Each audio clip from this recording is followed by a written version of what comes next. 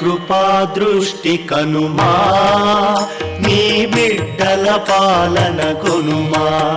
సాయి కృపా దృష్టి కనుమా, నీ బిడ్డల పాలన కొనుమా. నిందితి నీవే జగత్తునంతా, నువ్వు వినాంతా మాయా. నిందితి నీవే జగత్తునంతా, నువ్వు వినాంతా మాయా. సాయి కృపా దృష్టి కనుమా, నీ బిడ్డల పాలన కొనుమా. సాయి కృపా దృష్టి కనుమా, నీ బిడ్డల పాలన కొనుమా. నే ఒక అంధుని రంధిత బంధిని, ప్రభు దర్శనమే ఇమ్మా. శ్రీ సచ్చిదానంద సద్గురు సాయినాథ్ మహారాజ్ కే జై.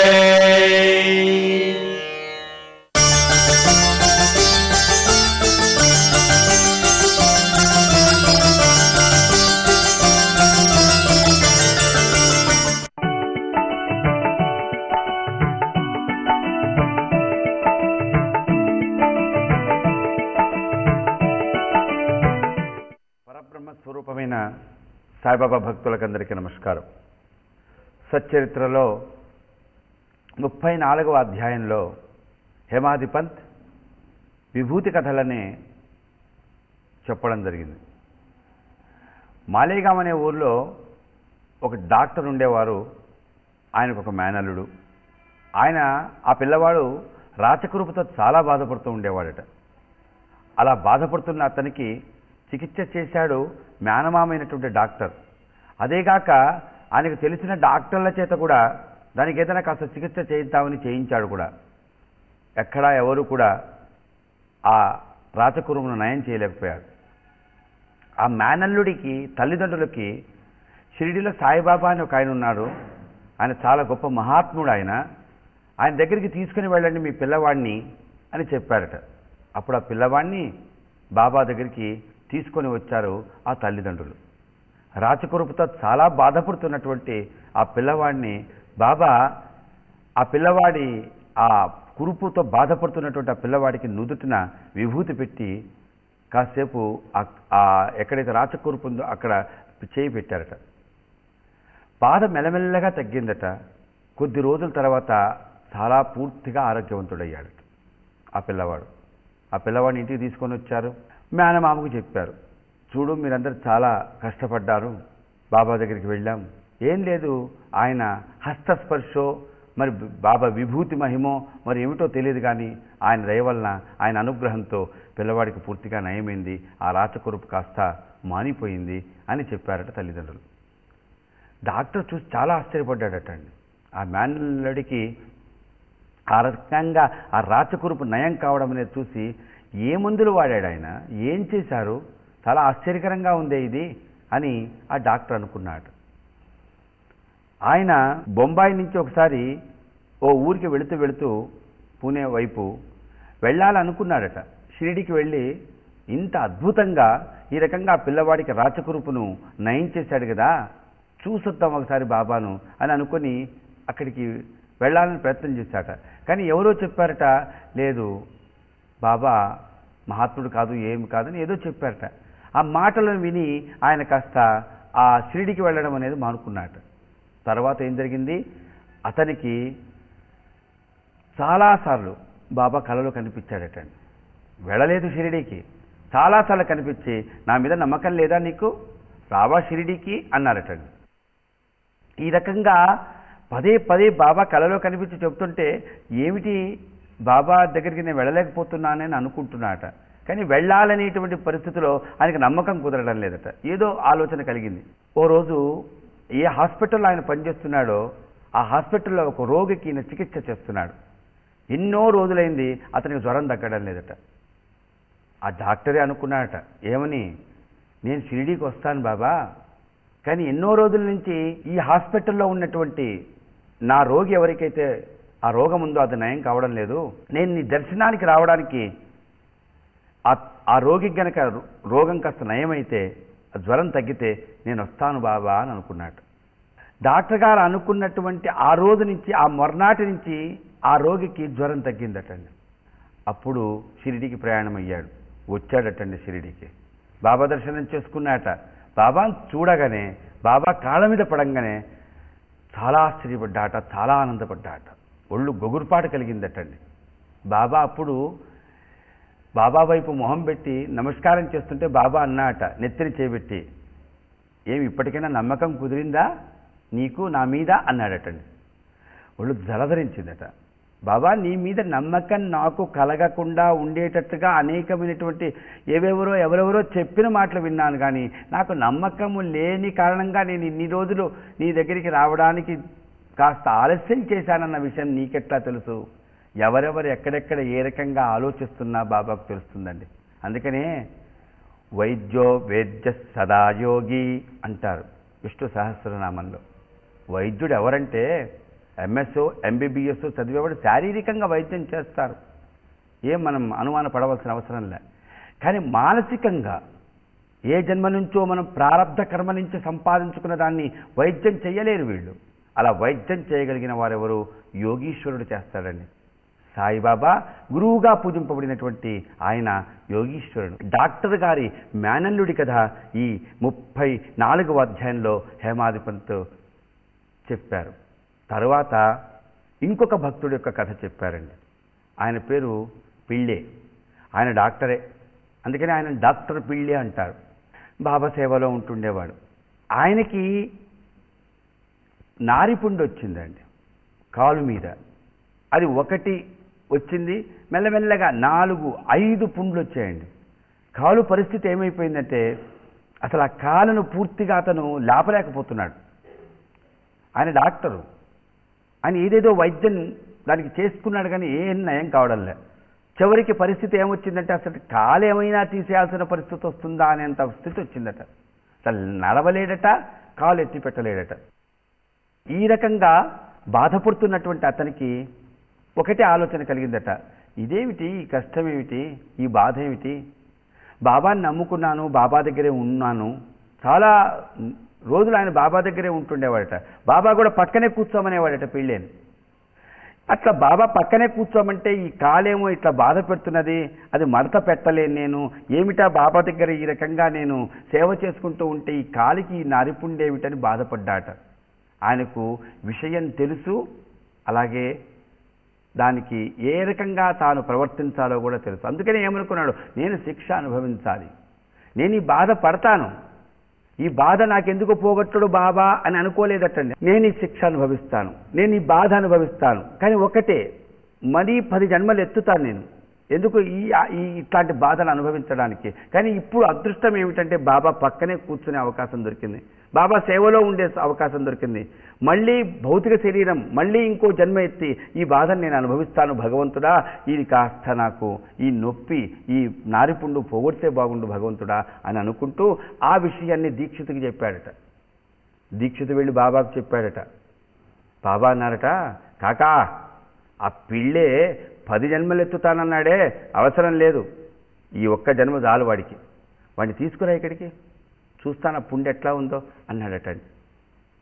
పిళ్ళే తీసుకొని వచ్చాడు. కాలు వాచి ఉందండి. బాబా అన్నారట, కాలు కాస్త చాచిపెట్టు అన్నారట. చాచిపెట్టాడండి. చూచాడట బాబా, ఎంత లావునా ఉన్నదిరా, ఎంత అనుభవిస్తున్నావురా, ఎంత బాధరా, అనుభవించాల్సిందే, అనుభవించవలసిందే. ఏది అనుభవించాలి? మనం ఏ జన్మలో చేసిన దానికి పాపం, ఏ జన్మలో చేసిన దానికి తప్పుకు ఇప్పుడు అనుభవించాల్సిందే పిళ్ళే అంటున్నారటండి బాబా. పిళ్ళి అలా చూస్తున్నాడట. అంతే, కట్టు విప్పేసే పిళ్ళి అన్నట. అప్పుడు పిళ్ళి అన్నట, బాబా చందోర్కర్ కట్టు కట్టాడు బాబా, దాంట్లో లోపల విభూతి వేశాడు బాబా. అరే చందోర్కర్ పిచ్చోడ్రా, తీసేయరా, కట్టు తీసేయి అన్నాడట. వెంటనే కట్టు విప్పేశాడు. ఎర్రగా ఇంతలా ఉందండి కాలు, చూస్తేనే భయంగా ఉంది. ఇదేమిటి ఇంత ఇంత ఈ రకంగా ఉందే అని చూసిన వాళ్ళందరూ భయపడుతున్నారు. అప్పుడు బాబా అన్నాడు పిళ్ళేతో, పిళ్ళే ఒక కాకి వస్తుందిరా, నీ పుండును నయం చేస్తుంది అన్నారు. బాబా మాటలు విన్నాడు అంతే. కాకి ఎక్కడి నుంచి వస్తుంది, ఎట్లా వస్తుంది, అది ఏ రంగులో ఉంది ఆ కాకి, ఏం అడగలేదండి. బాబా ఆ మాట అనంగానే ఈ పిళ్ళే ఏం చేశాడు, ఒక పద్యం, ఒక పాట పాడుతూ ఉన్నాడటండి. చక్కగా పాడుతున్నాట. అది మరాఠీలో మూలములో చాలా చక్కగా వివరంగా ఉంది. దాని అంటే అనుభవించాలి శిక్ష అంటూ ఉండేటువంటి ఒక ఆధ్యాత్మికమైనటువంటి ఆలోచనతో ఉండే పాట పాడుతున్నాట. కాల ఆ రకంగా ఉంది, కాకి వస్తుంది, నేం చేస్తుంది పుండును అని బాబా చెప్తే బాబాను చూస్తూ ఉన్నాడు. చక్కగా ఆ భగవత్ లీలల గురించి పాట పాడుతున్నాడు. పాట పాడుతూ ఉంటే ఈ లోపల అబ్దుల్ వచ్చాడట. సాయంకాలం అయింది. ఆయన వచ్చి ఆ దీపాలు అవి ఇవి కాస్త శుభ్రం చేసేవాడు అక్కడ. మరి కనిపించిందో కనిపించలేదో మరి ఏమైందో, వచ్చాడు. ఆ అబ్దుల్ కాస్త ఈ పుండు ఉండేటువంటి కాలు చాచి పెట్టి ఉన్నటువంటి ఈ పుండు ఉన్నటువంటి కాలు మీద కాలు పెట్టాడు, తొక్కాడండి. విపరీతమైనటువంటి బాధ, తట్టుకోలేనంత బాధ. ఆ తొక్కేటప్పటికి ఒక్కసారి చిట్లిపోయింది ఆ పుండు. దాంట్లోంచి పురుగులు బయటకు వచ్చాయటండి. 7 పురుగులటండి. చీము, రక్తం. ఎంత అసహ్యకరంగా ఉంటుంది, ఎంత బాధపడుతున్నాడు ఆ పిల్లే. కానీ పాటలో లీనమైపోయాడు. అప్పుడు బాబా అన్నాట పిళ్ళేతో, ఏమని? పిళ్ళే నవ్వుతున్నాడయ్యా అని. పిళ్ళే అప్పుడు అడిగాడట బాబాను, బాబా కాకి వస్తుందన్నావే, వచ్చిందా అని. అప్పుడు బాబా అన్నారు, వచ్చింది కాకి, వెళ్ళిపోయింది, మళ్ళీ రాదులే అన్నాడట. ఎవరండి ఆ కాకి? అదే అబ్దుల్. ఆ రకంగా వచ్చాడు, తొక్కాడు. దాంట్లో ఉండేటువంటి చీము, రక్తం, ఆ పురుగులు బయటకు వచ్చేసాయి. చేసింది ఏమిటి బాబా? శస్త్రచికిత్స చేశాడండి. దాన్ని కాస్త కోసేసి ఆ లోపలుండే రక్తం, ఆ పురుగులు, ఆ చీము బయటికి లాగాలి. లాగకుండా పైపైన విభూతి చల్లితే లాభం లేదు. ఆయన చమత్కారం అదండి. ఆ రకంగా చేశాడు. కానీ చేసేదానికి ఏం చేశాడు?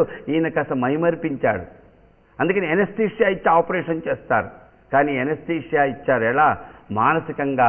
ఎక్కడా ధ్యాస లేదండి. ఎక్కడ కూడా అయ్యో నేను ఇట్లా బాధపడుతున్నాననే లేదు. అంత లీనమైపోయినటువంటి అతనికి కాకి వస్తుంది, పుండు నయం చేస్తుందంటే, అలాగే బాబాను చూస్తూ భగవత్ కథాశ్రవణం చేస్తూ ఆ పాటను పాడుతున్నటువంటి పిల్లేకు కాకి వచ్చింది, వెళ్ళిపోయిందన్నారు. ఆ తర్వాత ఏం చేశారు? అసహ్యంగా, చాలా భయంకరంగా ఉండేటువంటి ఆ చీము, రక్తం ఉండేటువంటి ఆ చీము మొత్తం శుభ్రం చేసి బాబా ఏం చేశాడండి? పిల్లే కాళ్ళు పట్టుకొని కాళ్ళను శుభ్రం చేశాడు. 1 రోజు కాదు, 2 రోజులు కాదు, వారం రోజుల పాటు పిల్లే కాళ్ళు పట్టుకొని దాన్ని శుభ్రం చేసి కట్టేవాడట బాబా. బాబా సేవకుడా, పిల్లే సేవకుడా అండి. చూడండి ఎంత ఉదారమైన దయ కలిగినటువంటి భగవంతుడో బాబా. రే ఆయన కాళ్ళు పట్టుకొని ఆ రకంగా శుభ్రం చేసి ప్రతిరోజు కట్టు వేస్తే, బాబా నాకెంత అదృష్టం పట్టిందా కాదు, నాకేమిటా ఇది? ఈయనేమనుకున్నాడు? 10 జన్మలైనా నేను ఎత్తుతాను, బాబా సేవలో ఉండాలనుకున్నాడు.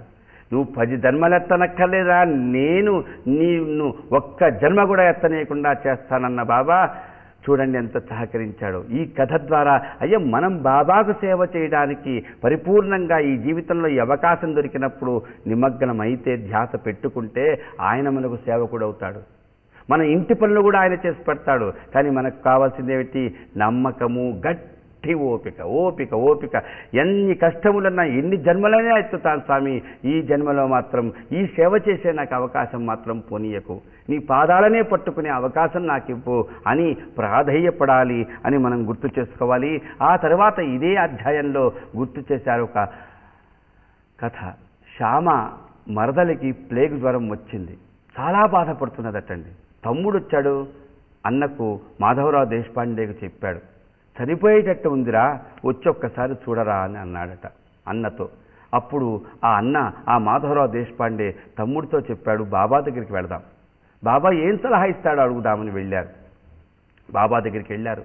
బాబా అన్నారు, నేను విభూతి ఇస్తున్నాను, ఈ విభూతిని తమ్ముడికి ఇచ్చి పంపించు, నువ్వు ఈరోజు వెళ్ళకు, రేపు పొద్దున్నే వెళ్ళు, మళ్ళీ వెంటనే రా అన్నారట. బాబా ఎందుకట్లా అన్నాడు? ఈరోజు వెళ్ళవద్దన్నాడేమిటి? ఆలోచన చేయలేదండి. విభూతి ఇచ్చాడు తమ్ముడికి, నీళ్ళల్లో కలిపి తాపమన్నాడు, తమ్ముడిని పంపించేశాడు. పొద్దున్నే తెల్లవారంగానే వెళ్ళాడు వాళ్ళ ఊరికి, తమ్ముడి ఊరికి.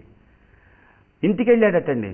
వెళ్ళంగానే తమ్ముడు ఎదురొస్తే, ఇంట్లోకి లోపలికి వెళ్ళంగానే తమ్ముడు వస్తే తమ్ముడిని అడిగాడట, ఒరే ఆ వంట ఇంట్లో ఎవర్రా అమ్మాయి, ఎవరో ఏం చేస్తున్నారు, ఎవరా అమ్మాయి అని అడిగాట. ఎవరో ఏమిటి, నీ మరదలే అన్నాడు. అదేమిటి, నిన్న సాయంకాలం వచ్చి చెప్పావు, చచ్చిపోయేటట్టుగా ఉంది, ప్లేగు అన్నావు, తెల్లవారినోడికి నేను వచ్చి చూస్తాము అసలు ఏమిటా పరిస్థితి అని అనుకుంటుంటే ఇదేమిటి మరదలేమిటి వంట ఇంట్లో ఆ రకంగా పొయ్యి రాజేస్తున్నది, పొగ ఏమిటిది, నిజమా అసలు ప్లేగు జ్వరం వచ్చిందా, ప్లేగు వచ్చిందా అని అడిగాడట తమ్ముణ్ణి మాధవరావు దేశపాండే. అన్నయ్య, నీవు బాబా చేత ఇప్పించినటువంటి విభూతి నీళ్లలో కలిపి తాపాం రాత్రి, బాగా చెమటలు పట్టాయి, జ్వరమంతా తగ్గిపోయింది, నీరసం కాస్త ఉంది. నీవు అదే బాబుగారు వస్తున్నారు, బాబా విభూతి ఇప్పించినటువంటి ఆయన వస్తున్నారు అని నీ మరదలే స్వయంగా నీ కోసం టీ తయారు చేయాలని, ఛాయ్ తయారు చేయాలని వంట ఇంట్లోకి వెళ్ళిందిరా అన్నయ్య అని చెప్పాడటండి మాధవరావు దేశపాండే తమ్ముడు. శ్యామా అని పిలువబడిన ఆ మాధవరావు దేశపాండే ఆ మాటలు విని ఆ మరదల్ని చూచి ఆశ్చర్యచకితుడైపోయాడు. ఏమిటిది, ఇది కళ కాదు, ఇది వైష్ణవ మాయా కాదు, ఇది సాయిబాబా మాయ. ఆ సాయిబాబా షిరిడీలో ఉన్నాడు, ఆయన చూపించినటువంటి మాయ అని ఇంక అక్కడ ఉండకుండా వచ్చేసాడండి. బాబా ఏమన్నారు, వెంటనే రా అన్నారు, వచ్చేశాడు. వచ్చి బాబా దగ్గరికి వచ్చి, బాబా ఏమిటయ్యా నువ్వు ఏం చేస్తావు స్వామి అన్నారట. ఏం శ్యామా ఏమేమంటున్నావు, ఏమిటి నీకు?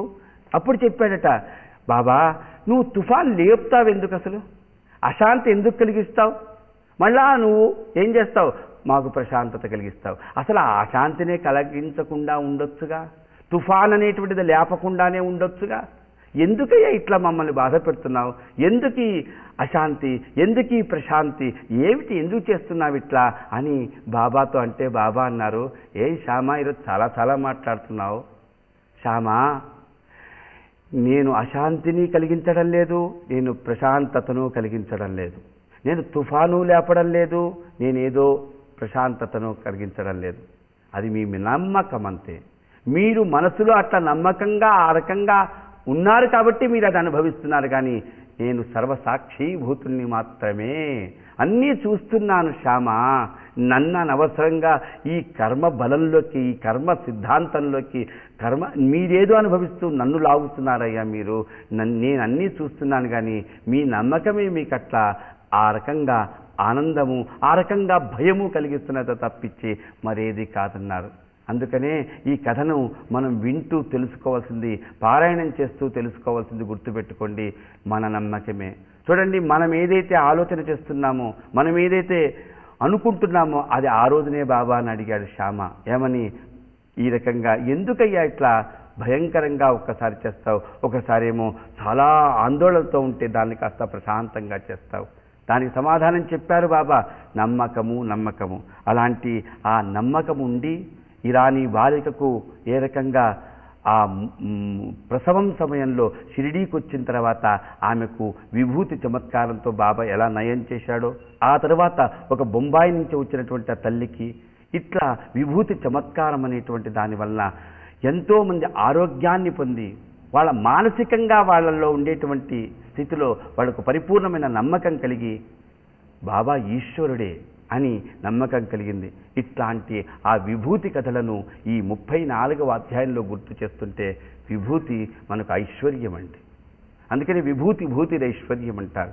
అట్లాంటి విభూతి యొక్క ఆ శక్తి ఏమిటో మనకి ఇప్పుడు తెలిసింది, పారాయణం చేశాం. మరి దాంట్లో ఉండేటువంటి ఆ శక్తి ఏమిటో గుర్తు చేసుకుంటూ ఈ అధ్యాయం ముగిస్తూ, ఈశ్వరుడిచ్చిన ఊది ఈశ్వరుడిచ్చిన విభూతి, ఈశ్వరుడిచ్చిన ఊది ఈశ్వరుడిచ్చిన విభూతి, భక్తుల పాలిటి సాయి రక్షది, భక్తుల పాలిటి సాయి రక్షది, అక్షయమగు ఐశ్వర్యమిచ్చునది, ఈశ్వరుడిచ్చిన ఊది ఈశ్వరుడిచ్చిన విభూతి, నారిపుండును నయము చేసినది, పిళ్ళేకు చేసిన గొప్ప చికిత్సది. ఇప్పుడే విన్నారు మీరు. రాచకురుపును నయము చేసినది, డాక్టరుకే ఆశ్చర్యమైనది, ద్వారావతిలో ధునిలోది, ప్రేమతో బాబా పంచినది, ఈశ్వరుడిచ్చిన ఊది. శ్యామా మరదల్లి ప్లేగు జ్వరమును సాయి విభూతి నయము చేసెను, నిద్ర పట్టని రోగము పోయెను, మూత్రకోశములో రాళ్లే పోయెను. ఇవి విభూతి లీలలండి, సచ్చరిత్రలో ఉన్నాయి. జామ్నేరు లీలా అద్భుతమైనది, జామ్నేరు లీలా అద్భుతమైనది, మైనాతాయిని కాపాడినది ఈశ్వరుడిచ్చిన ఊది. ఇరాని బాలిక మూర్ఛను ఆపెను, భీమాజీ పాటిలు క్షయనయమయ్యను. కాన్పు సమయమున తల్లిని కాపాడే భీమాజీ భార్య ప్రార్థన మన్నించే. వివేకమిచ్చి మోక్షమిచ్చునది, వివేకమిచ్చి మోక్షమిచ్చునది, పవిత్రమైనది పరమార్థమది ఈశ్వరుడిచ్చిన ఊది. కళ్యాణ రాముని నడిగినది, సాయి భక్తులను దుటనబెట్టినది, హేమాది పంతుకు స్ఫూర్తినిచ్చినది, చరిత్ర రాసే శక్తినిచ్చినది. ప్రాణము పోసే సంజీవనియది, ప్రాణము పోసే సంజీవనియది, రాజేంద్రుని కడదాక బ్రోచునది ఈశ్వరుడిచ్చిన ఊది, సాయీశ్వరుడిచ్చిన విభూతి. భక్తుల పాలిటి సాయి రక్షది ఈశ్వరుడిచ్చిన ఊది, సాయీశ్వరుడిచ్చిన విభూతి. ఈశ్వరుడిచ్చిన ఊది, సాయీశ్వరుడిచ్చిన విభూతి. శ్రీ సచ్చిదానంద సద్గురు సాయినాథ మహారాజ్ की जय.